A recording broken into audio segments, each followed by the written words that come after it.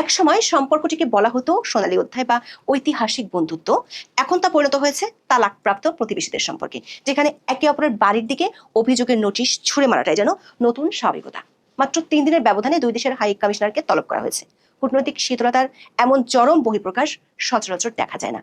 সবশেষ 17 ডিসেম্বর দিল্লি থেকে বাংলাদেশের হাই কমিশনারকে তলব করার পর যে বার্তায় এসেছে তা বাংলাদেশের অন্তর্বর্তীকালীন সরকার হজম করতে পারেনি।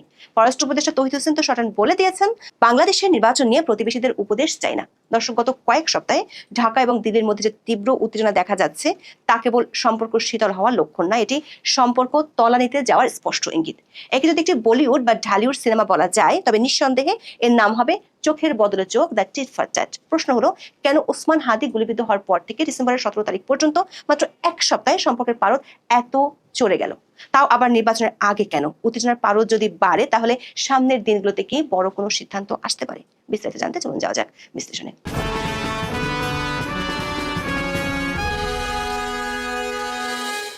ভারত বাংলাদেশের মধ্যকার সাম্প্রতিক এই উত্তেজনার পটভূমি বুঝতে হলে গত বছর আগস্ট মাসের বরফকে বুঝতে হবে। সাবেক প্রধানমন্ত্রী শেখ হাসিনার পতনের পর থেকেই এই সম্পর্ক তার পুরনো উষ্ণতা হারায়। তখন বাংলাদেশের সরকার সমর্থকরা ব্যাপকভাবে ভারত বিরোধী বক্তব্য দিতে শুরু করেন। এমনকি অভিযোগ উঠেছিল, অন্তর্বর্তী সরকার উপদেষ্টাদের পক্ষ থেকে বিতর্কিত মানচিত্র পোস্ট করা হয়েছিল, যেখানে ভারতের উত্তর পূর্বাঞ্চলের অংশগুলো বাংলাদেশের সঙ্গে জুড়ে একটি বৃহত্তর বাংলাদেশ দেখানো হয়েছিল।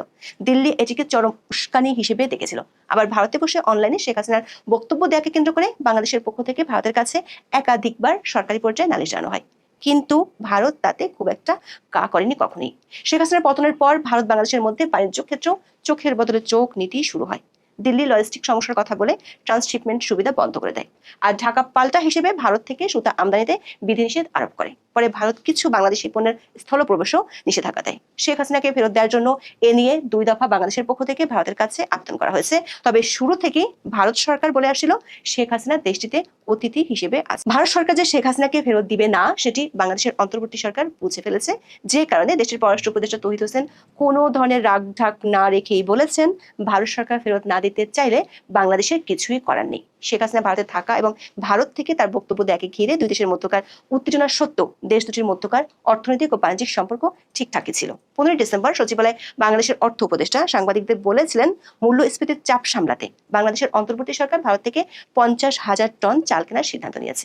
এমনকি 17 ডিসেম্বর যখন ঢাকায় ভারতীয় হাই কমিশনার ঘেরাও কর্মসূচির ডাক ওঠে, তখনও গণমাধ্যমের খবরে বলা হলো, 3 মাস বন্ধ থাকার পর বেনাপোল স্থলবন্দর দিয়ে ভারত থেকে পেঁয়াজ আমদানি শুরু হয়েছে। প্রতি কেজির আমদানির দাম পড়েছে 43 টাকা। আমদানি শুরু হওয়ায় দেশের বাজারে দাম কমেছে কেজিতে অন্তত 40 টাকা। সোমবার ও বুধবার 2 দিনে 120 মেট্রিক টন পেঁয়াজ ভারতের পেট্রাপোল বন্দর দিয়ে বেনাপোলে আসে। তবে অর্থনীতি আর বাণিজ্যের এই সম্পর্ককে চাপিয়ে দুই দেশের কূটনৈতিক আর রাজনৈতিক সম্পর্কে যে উত্তেজনা, তা আবারও হঠাৎ বেড়ে গেল গত 12 ডিসেম্বরের পর থেকে। 12 ডিসেম্বর ঢাকার রাস্তায় প্রকাশ্যে গুলিবিদ্ধ হন ইনকলাব মঞ্চের মুখপাত্র শরীফ ওসমান হাদি। তিনি এখন সিঙ্গাপুরে চিকিৎসাধীন। হাদির উপর হামলার পর দিনই অধ্যাপক ইউনূসের সাথে দেশের 3টি রাজনৈতিক দলের বৈঠক হয়। বৈঠক থেকে বের হয়ে এনসিপির আহ্বায়ক নাহিদ ইসলাম প্রকাশ্যে দাবি তোলেন, শেখ হাসিনা ভারতে বসে কথা বলার পেছনে ভারতের প্রত্যক্ষ বা পরোক্ষ সমর্থন থাকতে পারে। এজন্য ঢাকার ভারতীয় হাই কমিশনারকে তলব করে কৈফিয়ত তলব করতে হবে। নাহিদ ইসলামের দাবির পরদিনই বাংলাদেশের পররাষ্ট্র মন্ত্রণালয় ঢাকায় ভারতীয় হাই কমিশনার প্রণয় ভার্মাকে তলব করে। তলবের মূল কারণ কি ছিল? ভারতের মাটিতে বসে শেখ হাসিনা কিংবা কার্যক্রম নিষিদ্ধ আওয়ামী লীগের পলাতক নেতাদের উস্কানিমূলক বক্তব্য। ঢাকা অভিযোগ করে তারা বাংলাদেশের বিরুদ্ধে ষড়যন্ত্র ও নির্বাচন বানচালের চেষ্টা করছে। বাংলাদেশ শেখ হাসিনার পাশাপাশি সাবেক স্বরাষ্ট্রমন্ত্রী আসাদুজ্জামান খান কামালকে দ্রুত ফেরত চায়। দর্শক, এ নিয়ে বিগত 16 মাসে অন্তর্বর্তী সরকার ভারতীয় হাই কমিশনারকে অন্তত 5 বার তলব করেছে, কিন্তু ক্লাইম্যাক্স এখানেই থামেনি। এই উত্তেজনার মধ্যেই সরকার সমর্থক শক্তিগুলো আরো বড় হুমকি নিয়ে আসে। এনসিপি নেতা হাসনাত আব্দুল্লাহ প্রকাশ্যে ঘোষণা করেন, তিনি ভারতের অভ্যন্তর নিরাপত্তার জন্য সবচেয়ে স্পর্শকাতর এলাকা ভারতের 7 সিস্টার্স ভাঙ্গার জন্য ভারতীয় বিচ্ছিন্নতাবাদীদের সাহায্য করবেন। একই দিনে জুলাই ঐক্য ভারতীয় দূতাবাস ঘেরাও করার কর্মসূচি ঘোষণা করে। দিল্লির জন্য এই হুমকি ছিল যেন সরাসরি তাদের রান্নাঘরে আগুন লাগানো, যা নয়াদিল্লির নিরাপত্তা উদ্বেগকে বহুগুণ বাড়িয়ে দেয়। ভারতের পররাষ্ট্র মন্ত্রণালয়ের সূত্রগুলো বলছে, এই উত্তেজনা কেবল কূটনৈতিক বাক বিতণ্ডার মধ্যে সীমাবদ্ধ থাকছে না, বরং তা তার ঢাকা মিশনের নিরাপত্তাকে হুমকির মুখে ফেলেছে। 17 ডিসেম্বর ভারতীয় দূতাবাস ঘেরাও কর্মসূচিতে ডাকসুর সাহিত্য ও সাংস্কৃতিক সম্পাদক মোসাদ্দেক আলী ইবনে মোহাম্মদ নতুন করে হুমকি দিয়েছেন। তিনি বলেছেন, পরের বার তারা খোন্তা কোরাল নিয়ে আসবে এবং ভারতীয় হাই কমিশনার একটা ইটও আস্ত রাখা হবে না। দর্শক, ঢাকার 15 ডিসেম্বরের তলব এবং হাসনাত আব্দুল্লাহর ঘোষণার 3 দিনের মাথায় নয়াদিল্লি পাল্টা জবাব দিল। 17 ডিসেম্বর ভারতের পররাষ্ট্র মন্ত্রণালয় দিল্লিতে বাংলাদেশের হাই কমিশনার রিয়াজ হামিদুল্লাহকে তলব করে। কূটনৈতিক বিশ্লেষকরা মনে করেন ভারতের এই পদক্ষেপটি ছিল স্পষ্টতই কূটনৈতিক জগতে যাকে টিট ফর ট্যাট বলা হয় তারই প্রতিফলন। আব্দুল্লাহর বক্তব্যে কড়া প্রতিক্রিয়া এসেছে আসামের মুখ্যমন্ত্রী হিমন্ত বিশ্ব শর্মার কাছ থেকে। ভারতীয় সংবাদ মাধ্যমে প্রকাশিত খবর অনুযায়ী মিস্টার শর্মা বলেছেন, বাংলাদেশের নেতারা যদি ভারতের মূল ভূখণ্ড থেকে দেশের উত্তর পূর্বাঞ্চলকে বিচ্ছিন্ন করার হুমকি দেওয়া অব্যাহত রাখেন তাহলে নয়াদিল্লি বেশি দিন চুপ থাকবে না।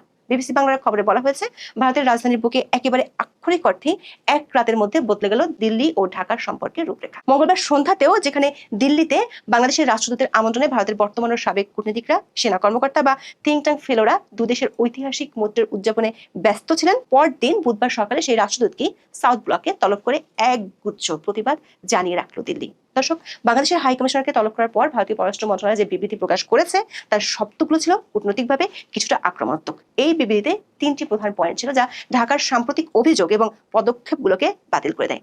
ভারত সবচেয়ে বড় উদ্বেগ জানায় ঢাকায় অবস্থিত তাদের কূটনৈতিক মিশনগুলো নিরাপত্তা নিয়ে। বিজ্ঞপ্তিতে বলা হয়, কিছু চরমপন্থী গোষ্ঠী ভারতীয় হাই কমিশনকে কেন্দ্র করে নিরাপত্তার সংকট তৈরির পরিকল্পনা ঘোষণা করেছে। এই উদ্বেগের প্রমাণ দেখা গেছে যখন চলমান নিরাপত্তা পরিস্থিতির কারণে ভারতীয় ভিসা আবেদন কেন্দ্র আইব্যাক বন্ধ করে দেওয়া হয়। ভারত বিবৃতিতে জানিয়েছে, বাংলাদেশের সাম্প্রতিক কয়েকটি ঘটনাকে কেন্দ্র করে চরমপন্থী মহল যে ভুয়া বয়ান বা ফলস ন্যারেটিভস তৈরি করার চেষ্টা করছে, ভারত তা সম্পূর্ণভাবে প্রত্যাখ্যান করে।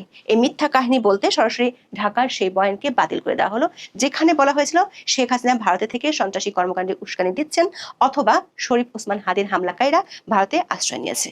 দিল্লি প্রকান্তরে বোঝাতে চায় ঢাকার এই অভিযোগগুলো রাজনৈতিক উদ্দেশ্যপ্রণীত এবং ভিত্তিহীন। এটি ভারতের দীর্ঘমেয়াদী কৌশলগত সিদ্ধান্ত। তারা আপাতত শেখ হাসিনাকে প্রত্যর্পণের ঝুঁকি নেবে না, কারণ এতে ভারতের অন্যান্য মিত্রদের কাছে দিল্লি একটি অবিশ্বস্ত সহযোগী হিসেবে পরিচিত হতে পারে। ভারতীয় পররাষ্ট্র মন্ত্রণালয় বরং উল্টো অভিযোগ করেছে, বাংলাদেশের অন্তর্বর্তী সরকার এখনো সম্পূর্ণ তদন্ত চালায়নি এবং ভারতকে প্রাসঙ্গিক প্রমাণ শেয়ার করেনি। দর্শক, কূটনৈতিক দৃষ্টিকোণ থেকে এটি বাংলাদেশের অন্তর্বর্তী সরকারের প্রশাসনিক দক্ষতা এবং তদন্তের সত্যতা নিয়ে প্রশ্ন তোলার শামিল।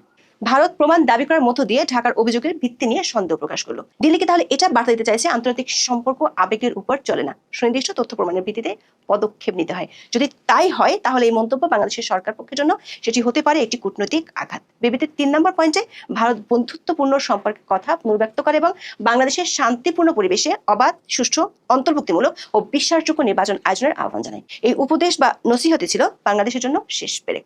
অবশ্য ভারতের এই নসিহত নিয়ে তীব্র আপত্তি জানিয়েছে বাংলাদেশের পররাষ্ট্র উপদেষ্টা তৌহিদ হোসেন। তিনি দিল্লিতে হাই কমিশনারকে তলব করা এবং নির্বাচন নিয়ে ভারতের উপদেশ দেওয়া উভয় বিষয়ে আপত্তি জানান। তিনি কার্যত ভারতের অতীত ভূমিকা নিয়ে প্রশ্ন তুলেন। তৌহিদ হোসেন বলেন, বাংলাদেশে নির্বাচন কেমন হবে এটা নিয়ে তারা প্রতিবেশীদের উপদেশ চান না, এটা সম্পূর্ণ অগ্রহণযোগ্য মনে করেন তিনি। অবশ্য কূটনীতিক হিসেবে তৌহিদ হোসেন হাসনাত আব্দুল্লাহর মতো নেতাদের ভারত বিরোধী উস্কানিমূলক মন্তব্য থেকে সরকারকে দূরে রেখেছেন। বলেছেন, বাংলাদেশ কোনো সন্ত্রাসবাদে বিশ্বাস করে না, বাংলাদেশ কোনো বিচ্ছিন্নতাবাদীকে তার ভূমিতে আশ্রয় দিবে না। দর্শক, এরই মধ্যে ভারতের কিছু গণমাধ্যমে খবর প্রকাশিত হয় যে ভারতের বিচ্ছিন্নতাবাদী সংগঠক উলফার নেতা পরেশ বড়ুয়া বাংলাদেশে এসেছেন। অবশ্য এই খবরের পক্ষে বা বিপক্ষে দেশ দুটির সরকারি পর্যায় থেকে কোনো বক্তব্য বা বিবৃতি দেওয়া হয়নি। বাংলাদেশের পররাষ্ট্র উপদেষ্টা কূটনৈতিকভাবে ভারতের কাঁধে শেখ হাসিনাকে নিয়ন্ত্রণের ভার চাপিয়ে দেন। তিনি বলেন, ভারত যদি শেখ হাসিনাকে থামাতে না চায় তাহলে বাংলাদেশ তাকে থামাতে পারবে না। তিনি বলেছেন, বাংলাদেশ চায় ভারত শেখ হাসিনাকে থামাক যাতে বাংলাদেশে নির্বাচনের জন্য একটা পরিবেশ সৃষ্টি হয়। দর্শক, প্রশ্ন হলো, যেখানে বাংলাদেশ মূল্যস্ফীতি কমানোর জন্য ভারত থেকে চাল ও পেঁয়াজ আমদানি করছে, কূটনৈতিক পর্যায় থেকে স্বাভাবিক সম্পর্ক রাখার কথা বলা হচ্ছে, সেখানে বাংলাদেশের জাতীয় সংসদ নির্বাচনের আগে আগে কেন হঠাৎ করে অভ্যন্তরীণ রাজনীতির মাঠ ভারত বিরোধী প্রচারণে গরম হয়ে উঠল? বিশ্লেষকরা মনে করেন এর কারণ বহুমুখী এবং গভীর নির্বাচনী কৌশলের সাথে সম্পর্কিত। সেনা ও পুলিশ প্রহরায় সারা দেশ ঘুরেও ভোটের কিংবা রাজনীতির মাঠে যমুনার বাইরে কোনো কদরই নেই কিংস পার্টি নেতাদের। বিশ্লেষকরা মনে করছেন, এমন পরিস্থিতিতে নির্বাচনের জোয়ারের ট্রেনে নিজেদের আনতে ভারত বিরোধী প্রচারণাকেই বেছে নিয়েছেন। কারণ ভূ রাজনৈতিক প্রেক্ষাপটে বিবেচনায় বিএনপি, জামাত সহ প্রতিষ্ঠিত দলগুলোর পক্ষে কূটনৈতিক শিষ্টাচারের বাইরে গিয়ে ভারতের বিরুদ্ধে কথা বলা সম্ভব নয়। আবার 25শে ডিসেম্বর যদি বিএনপির ভারপ্রাপ্ত চেয়ারপারসন তারেক রহমান লন্ডন থেকে বাংলাদেশে আসেন তাহলে রাজনৈতিক পরিস্থিতি পাল্টে যেতে পারে। বিশ্লেষকরা মনে করেন, বড় দলের নেতা হিসেবে তারেক রহমান বা বিএনপি নেতাদের পক্ষে সরাসরি ভারত বিরোধী বক্তব্য দেওয়াটা সমীচীন নয়। সেই সুযোগটাই কাজে লাগাতে চায় রাজনীতির হালে ঠাঁই না পাওয়া কিংস পার্টির নেতারা। ভারত বিরোধী বিরূপ মন্তব্য আসতে পারে এমন আভাস পেয়ে বিএনপির পক্ষ থেকে 16 ডিসেম্বর জুলাই ঐক্যের কর্মসূচিতে কাউকে পাঠানো হয়নি। জামাত ইসলামীর শীর্ষ পর্যায় থেকে বলা হয়েছে, এই মুহূর্তে কূটনৈতিক শিষ্টাচার বহির্ভূত ভারত বিরোধী কোনো বক্তব্য দেওয়া যাবে না। তবে জুলাই আন্দোলনের পর যেসব ছোট ছোট দল গর্জে উঠেছে। তাদের মূল নেতারা নিজেদের আসন নিশ্চিত করতেই ভারত বিরোধী কৌশল নিয়েছে বলে অনেক রাজনৈতিক বিশ্লেষক মনে করেন। তবে কূটনৈতিক বিশ্লেষকরা বলছেন, নির্বাচনের আগে সরকারের পক্ষ থেকে পরোক্ষভাবে ভারত বিরোধী সুর আঞ্চলিক রাজনীতিতে প্রভাব ফেলতে পারে। বিশেষ করে ভারত সরকার যদি বড় ধরনের অর্থনৈতিক চাপ প্রয়োগে যায়, তাহলে পরিস্থিতি নতুন করে ঘোলাটে হয়ে যেতে পারে। সাবেক কূটনৈতিক ও বিশ্লেষক হুমায়ুন কবির বিবিসি বাংলাকে বলেছেন, সেভেন সিস্টার্স নিয়ে কথা বলার কারণে ভারতের দিক থেকে প্রতিক্রিয়া পাওয়া যাচ্ছে, কারণ এটি তাদের জন্য নীতিগতভাবে একটি স্পর্শকাতর বিষয়। অনেকে হয়তো মিন করে অনেক কিছু বলেন না, কিন্তু এ ধরনের মন্তব্য অনেক সময় দুদেশের সম্পর্কে প্রভাব ফেলে। বাংলাদেশ ও ভারতের ক্ষেত্রেও তা প্রযোজ্য। দর্শক, গত কয়েকদিনে ভারত ও বাংলাদেশের কূটনৈতিক যুদ্ধ আমাদের সামনে একটা বিষয় স্পষ্ট করে তুলেছে। ভারত বাংলাদেশ সম্পর্কের সোনালী অধ্যায় এখন অতীত বিষয়। দিল্লি বলছে ঢাকা প্রমাণ ছাড়া মিথ্যা বয়ান দিচ্ছে, আর ঢাকা দিল্লির নসিহত প্রত্যাখ্যান করছে। এই চরম উত্তেজনার প্রধান কারণ হলো আসন্ন নির্বাচন এবং ভারত জুজু কার্ডের রাজনৈতিক ব্যবহার। নির্বাচনের আগে ওসমান হাদির গুলিবিদ্ধ হওয়ার পর ভারত বিরোধী আবেগকে কাজে লাগাতে চায় অনেকেই। হাসনাত আব্দুল্লাহর মতো নেতারা ভারতকে সেভেন সিস্টার্স ভাঙ্গার হুমকি দিয়ে অভ্যন্তরীণ রাজনীতি নিজেদের সার্বভৌমত্বের রক্ষক হিসেবে প্রতিষ্ঠা করতে চাইছেন। কিন্তু এই খেলায় ঝুঁকিও আছে। প্রতিবেশী রাষ্ট্রের সঙ্গে নির্বাচনের ঠিক আগে এমন চরম খারাপ সম্পর্ক তৈরি হলে তা নির্বাচনের পরের অর্থনৈতিক স্থিতিশীলতা এবং আঞ্চলিক নিরাপত্তা সহযোগিতাকে ঝুঁকিতে ফেলতে পারে। ভারত যদি বাণিজ্যকে চাপ প্রয়োগের হাতিয়ার হিসেবে ব্যবহার করে, তবে বাংলাদেশের অর্থনীতিতে স্বল্পমেয়াদে সংকট আসতে পারে। তবে যা দেখা যাচ্ছে তাতে বোঝা যাচ্ছে এই কূটনৈতিক মঞ্চের নাটকীয়তা হয়তো নির্বাচনের আগ পর্যন্ত থামবে না। আপাতত যেন তারা একে অপরের দিকে চোখ রাঙিয়ে দাঁড়িয়ে আছে, আর মাঝখানে সাধারণ মানুষ ভাবছে এই ইগো লড়াইয়ে শেষ পর্যন্ত লাভটা কার হবে। এখন এ পর্যন্ত সবাই ভালো থাকুন, সুস্থ থাকুন, নিরাপদে থাকুন। দেখা হবে আগামী পর্বে।